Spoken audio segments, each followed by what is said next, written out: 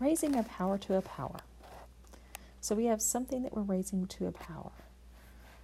And if you look here, what this means, if I was to rewrite this, it means I have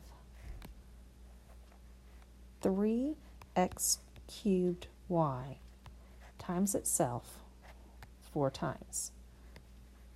X cubed y. 3x cubed y. And one more, and I'm going to write it on the side. 3x cubed y. So we're multiplying it times itself 3 times. And because we like to shortcut things, we want to find out a way of shortcutting this process.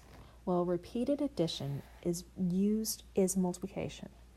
And so instead of writing it out that many times, we shortcut it and distribute the power to each one.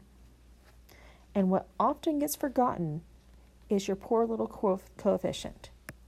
He gets that power as well. So 3 to that 4th power.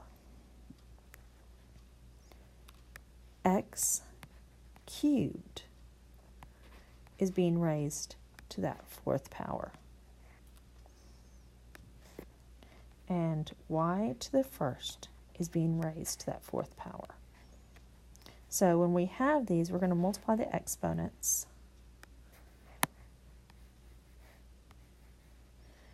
And we are going to simplify our coefficient. So 3 to the 4th power is 81.